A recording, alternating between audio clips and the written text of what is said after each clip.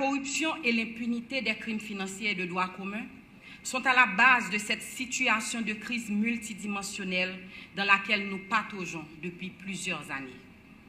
La corruption, un fléau à elle toute seule, est enracinée dans nos administrations publiques. Elle rythme nos vies de tous les jours et nous empêche d'avancer. Pour chaque goutte détournée, c'est une vie qui est brisée.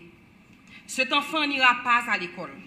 Cette femme enceinte ne pourra être assistée convenablement car le centre de santé qu'elle fréquente ne disposera pas des matériels adéquats que l'État aurait dû lui procurer.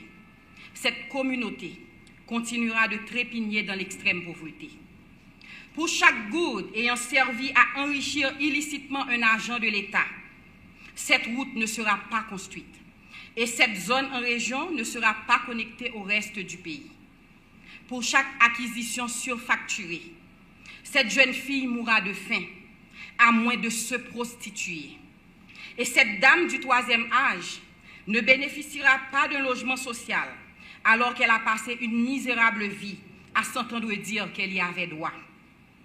Pour chaque marché octroyé illégalement, ce service public ne répondra pas aux critères de qualité et les droits sociaux des citoyens et citoyennes haïtiens continueront d'être violés de manière systématique.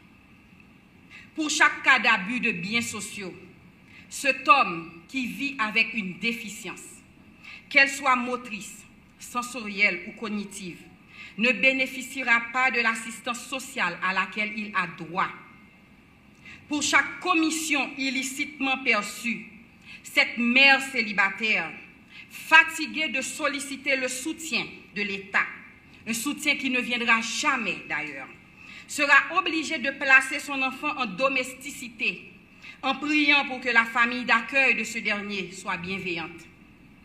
Et pour le plus infime des cas d'abus de fonction, de versement de pots de vin, de trafic d'influence, de favoritisme et de prise illégale d'intérêt, la population haïtienne se meurt.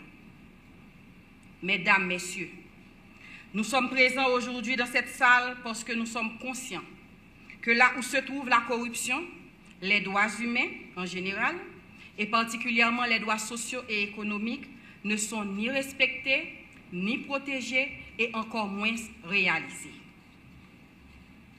Pour survivre, la corruption a besoin de l'impunité.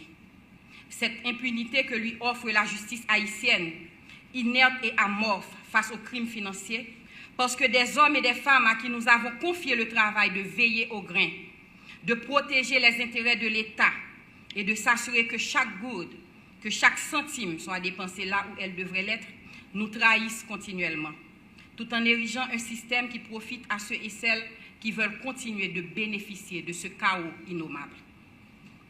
Par notre présence ici, nous reconnaissons aussi que la situation est catastrophique et qu'en aucune manière, nous ne pourrons parler de développement du pays, d'assainissement des finances publiques, ni de rationalisation des dépenses de l'État, si nous ne nous engageons pas collectivement et formellement à mettre un terme à ce cycle infernal de la corruption.